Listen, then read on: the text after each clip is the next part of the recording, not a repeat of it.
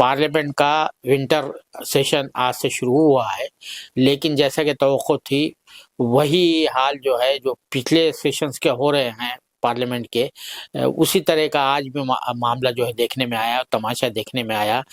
लोकसभा की कार्रवाई 3 मरतबा मुलतवी करना पड़ी और कार्रवाई को दोपहर 2 बजे ही जो है कल तक के लिए मुलतवी कर दिया गया। और राज्यसभा में भी जो है मामला उसी तरह का रहा। वहां पर जो है अपोजिशन ने वॉकआउट किया। वॉकआउट की वजह ये थी कि एसआईआर के मामले पर जो है हुकूमत जो है, चेयर जो है राज्यसभा के जो नए चेयरमैन बने हैं वो राधा कृष्णन साहब, जिनका ताल्लुक आरएसएस से बताया जाता है, उन्होंने साफ इनकार कर दिया कोई टाइम लाइन देने से। और तो कहा, हमारे अपोजिशन मेंबरान ने कहा कि अब तक ये एसआईआर के मसले पर जो चेयर का जो रवैया इसी तरह का रहा है, ट्रस्ट का मामला है। और इसके अलावा बिहार के जो इलेक्शन जिस तरह से हुई है, वहाँ पर जिस बड़े पैमाने पर जो है तो बेईमानी हुई है और जो खुर्द-बुर्द हुई है, धांधली हुई है, उसकी मिसाल जो है आज़ादी के बाद से अब तक नहीं मिलती है। उसी हवाले से हमारे साथ इन उमूर पर बात करने के लिए हमारे साथ मौजूद है हाई कोर्ट के सीनियर एडवोकेट जनाब रविंद्र कुमार साहब, जो एक पॉलिटिकल एनालिस्ट भी हैं, एक पॉलिटिकल पार्टी भी चलाते हैं। रविंद्र कुमार साहब, आज से जो है शुरू हुआ है पार्लियामेंट का सेशन शुरू हुआ है, इस पर आपका क्या फर्स्ट कमेंट क्या है, फर्स्ट रिएक्शन क्या है? देखिए, जैसे संसद चल रही थी वैसे ही चल रही है और नरेंद्र मोदी चाहते हैं कि विपक्ष संसद में ना तो रहे और ना बोले। आपको याद होगा 2 साल पहले किस तरह से विपक्ष के सांसदों को एन ब्लॉक यानी 145 लोकसभा के सदस्यों को, राज्यसभा के 20 सदस्यों को सदन से परमानेंट निकाल दिया था। तो ऐसी हालत में ये सरकार जो है किसी भी तरह की बहस के बचना चाहती है, किसी आरोप का जवाब नहीं देना चाहती। और उसकी वजह यह है कि नरेंद्र मोदी जो कि देश के प्रधानमंत्री हैं, आप देखिए पिछले 11 साल से उन्होंने आज तक कोई प्रेस कॉन्फ्रेंस नहीं किया है। वो जो भी प्रेस कॉन्फ्रेंस के नाम का एक नाटक करते हैं, वो झूठा मूठा नाटक होता है। कभी किसी एक्टर को बुला लेंगे, कभी किसी बड़े संपादक को बुला लेंगे, सारे सवाल पहले तय होते हैं, एडिट होते हैं और इसलिए सारा का सारा जो लोकतंत्र की हत्या का ये सेशन जो है, आप मैं कह सकता हूँ एक प्रमाण बनेगा। अच्छा, ये तो है अपनी जगह पर। एसआईआर का जो मामला है उस हवाले से जिस तरह से अपोजिशन की तरफ से मुतालबा है कि भाई इस पर खुसूसी बहस होना चाहिए, स्पेशल जो है डिस्कशन होना चाहिए, डिबेट होना चाहिए, हुकूमत से इससे बच रही है। और वजीर आजम साहब ने आज ने कहा कि भाई या फ्रस्ट्रेशन का मुजाहरा कर रहे हैं, आप इलेक्शन हार गए, बिहार का इलेक्शन हार गए हैं, ड्रामेबाजी कर रहे हैं, क्या कहेंगे इस पर? देखिए, ये कहना कि अपोजिशन फ्रस्ट्रेटेड है और हम जीत गए हैं तो हम ज्यादा खुश हैं, ये बात अपने आप में लोकतंत्र का मजाक बनाने वाली बात है। आपको याद होगा जब इंदिरा गांधी की डेथ हुई थी तो बीजेपी के 2 सदस्य जीते थे और उस समय भी विपक्ष की ऐसी बेइज्जती नहीं की गई थी। और उसके बाद सबको पता है बोफोर्स का मामला उठा और लगातार जो है सदन में इस बात को लेकर विपक्ष कहता रहा कि ये हमारा अधिकार है और ये सदन चलाना जो है सरकार की जिम्मेदारी है। अब वो अपनी कई बातों से पलटना चाहते हैं और वो नहीं चाहते कि ऑन रिकॉर्ड कोई भी ऐसी चीज आए जिसको लेकर कि सदन में कार्रवाई हो। सरकार खुद जो है हंगामा हो उसकी व्यवस्था पहले करती है। आपने राधाकृष्णन जो कि लोकसभा वो राज्यसभा के सभापति हैं, उन्होंने सदन शुरू होने से पहले एक बड़ा विवादास्पद एक सर्कुलर दिया कि भाई सदन में जय हिंद नहीं बोला जाएगा, वंदे मातरम नहीं बोला जाएगा, थैंक यू नहीं बोला जाएगा। तो ये जो प्लीजेंट्री हैं, जो देश की बड़ी बातें हैं, उनको विवादास्पद उन्होंने खुद बनाया ताकि अगर किसी मुद्दे पे झगड़ा नहीं हो रहा तो पहले ही जो है चौराहे पर लाकर एक गुड़ की भेली रख दो और बंदरों के लिए आप जो है लाठी रख दो ताकि वो उस गुड़ के लिए जो है एक दूसरे का सर फोड़ दें। तो ये सरकार जो है बंदरों की तरह संसद को चलाना चाहती है और इसकी वजह से लोगों के अंदर बड़ी फ्रस्ट्रेशन है कि आखिर वो अपनी कुंठा कहाँ निकालें। अदालत में जाते हुए न्याय नहीं मिलता क्योंकि वहां जज सुनने के लिए तैयार नहीं है, मीडिया छापता नहीं है, संसद में बहस नहीं होगी, विधानसभा में बहस नहीं होगी, सड़क पर आप आंदोलन करेंगे तो आप पे यूएपीए लगा दिया जाएगा।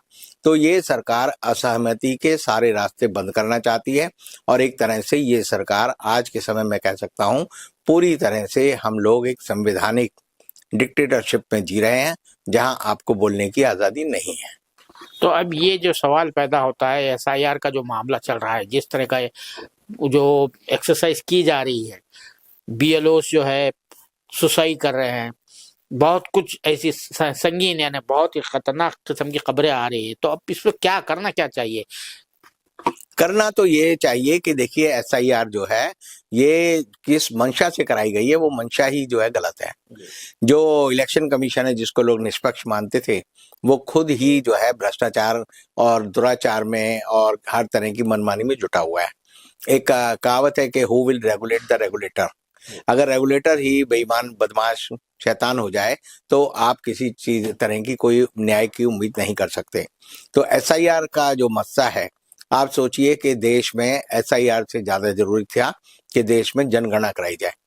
2021 की जनगणना आज तक नहीं हुई, 4 साल हो गए, और जनगणना की आड़ में सरकार जो है परिसीमन और दूसरे मुद्दों से बचना चाहती है। और अगर आप देश में जनगणना करा लें तो आपको बड़े आराम से पता चल जाएगा कि जनगणना मान लीजिए 145 करोड़ लोग हैं, उसमें आपको पता चलेगा कि जो 18 साल से ज्यादा उम्र के लोग हैं वो 85 करोड़ हैं, और फिर आप बड़े आराम से इस बात पे पहुंच सकते हैं कि 18 साल से कम उम्र के 60 करोड़ लोग हैं। और 85 करोड़ लोग अगर देश के जो है वो निवासी हैं जो कि 18 साल से उम्र के हैं, तो एसआईआर में भी वही आना चाहिए।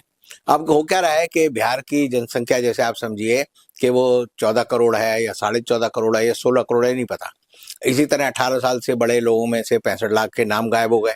तो सरकार जो है जानबूझकर आंकड़ों का भ्रमजाल फैला रही है, और इसीलिए जो है सरकार के आंकड़े कोई भी इंटरनेशनल संस्थान जो है आज के समय में नहीं मानती सही है। आईएमएफ ने भारत सरकार को कहा है तुम्हारे सारे आंकड़े फर्जी हैं, सी ग्रेड दिया है आपको, तो उसके लिए सरकार को शर्म आनी चाहिए। लेकिन सरकार अपना ढोल पीट रही है कि हमने तो 8.2% की अपनी विकास दर जीडीपी ग्रोथ जो है पाली है, जो कि झूठ है। तो ये सरकार जो है झूठों के द्वारा झूठों के लिए चल रही है, और इसीलिए ना तो एसआईआर में सच बोल रहे हैं, इतने लोग मर गए, बीएलओ मर गए, उनकी व्यथा कोई सुनने को तैयार नहीं है। और इसीलिए ये सरकार जो है और सारा मीडिया जो है जो सारी बहसें करता है वो बेहुदे मुद्दों पे करेगा, बेहुदे इशू उठाएगा, कभी कहेगा जी हमने ध्वजारोहण कर दिया है, कभी ध्वजा फैला दी है। इनसे देश का भला होने वाला नहीं है। ये लोकसभा के इलेक्शन के बारे में आया, 76 सीटें जो है वहां पे गड़बड़ की गई, बीजेपी को दिलाई गई। इसके बारे में वोट फॉर डेमोक्रेसी और भी सिविल सोसाइटी ग्रुप की जितने भी तंजीमें थी, उन्होंने एक पिटीशन जो है इलेक्शन कमीशन को भेजी। उस पर कोई जवाब नहीं दिया इलेक्शन कमीशन ने। उसके बाद जो है हरियाणा का इलेक्शन होता है, उसके बाद महाराष्ट्र का इलेक्शन होता है, वहां पर बड़े पैमाने पर जो है तो एक्सपोज किया गया है कि किस तरह से वोट चोरी की जा रही है। उसको बाद में जो है उसको एक इंस्टीट्यूशनलाइज कर दिया गया है सर के जरिए बिहार में, उसका एक नमूना सामने आया। तो अब ये सब कुछ हो रहा है ये इस तरह से एकदम बिल्कुल इंस्टीट्यूशनलाइज हो गया है वोट चोरी जो है। तो इसको किस तरह से जो है, क्यों पब्लिक जो है आपके ख्याल में सड़कों पर नहीं आ रही है, आवाम का साथ नहीं दे रही है? बिहार की सामने मिसाल है। देखिए सरकार एक काम करने में बड़ी सिद्धस्त है, वो आपका जो सोच है, आपका जो दिमाग है, उसको उसने इतना अविकसित कर दिया है कि जिसकी वजह से आदमी सोच ही नहीं पा रहा कि हम जो है आदमी है या जानवर है। हिंदुस्तान के आदमी इस समय जानवर के स्तर पर जी रहे हैं। उनको लगता है जो आदमी रोटी दे दे, जो एक टुकड़ा डाल दे, तो जैसे मैं हमेशा कहता हूं कि जो जिस कुत्ते के मुंह में हड्डी होगी वो भौंक नहीं पाएगा, क्योंकि वो हड्डी की चबाने के चक्कर में रहेगा। तो सरकार जो है जब चुनाव होता है तो कुत्तों के मुंह में हड्डी घुसेड़ने का काम करती है, और बाद में जब वो चुनाव खत्म हो जाता है तो उनकी हड्डी गायब हो जाती है, फिर वही लोग चीखने लगते हैं। तो ऐसे हालत में मुझे एक शेर याद आता है दुष्यंत कुमार का कि गाते गाते लोग चिल्लाने लगे हैं, कैसे कैसे मंजर सामने आने लगे हैं, अब तो इस तालाब का पानी बदल दो, ये कमल के फूल कुंभलाने लगे हैं। आखिरी सवाल मेरा ये है कि कोई भी हुकूमत हो वो अकाउंटेबल होती है, पार्लियामेंट को होती है। ये 11 साल में हम देख रहे हैं कि ये हुकूमत जो है पार्लियामेंट को अकाउंटेबिलिटी से बच रही है। कोई भी जैसा कि जो है अब भी इनकी हिकमत अमली होगी कि हंगामे होते रहे, इजलास को मुलतवी करते रहे। इजलास भी इन्होंने सिर्फ 15 दिन का रखा है, और जो पूरा रिकॉर्ड है 11 साल का जो रिकॉर्ड है वो दिन ब दिन जो है सेशन के दिन जो है तो कम होते चले जा रहे। 37 दिन पर आ गए, एक साल में 37 दिन बैठ रही पार्लियामेंट। देखिए जब कोरोना चल रहा था तो संसद के सत्र का टाइम बदल दिया था, 4 घंटे चलेगा, 2 घंटे चलेगा, 3 घंटे चलेगा। ये सरकार संसद का इस्तेमाल डंडे की तरह करना चाहती है। जैसे रूस की जो संसद है उसका नाम डूमा है, डूमा में संसद भी होती है, वहाँ का प्राइम मिनिस्टर भी होता है, वहाँ का राष्ट्रपति भी होता है, लेकिन वहाँ सरकार की तानाशाही चलती है। जो आदमी बोलता है उसको मार दिया जाता है।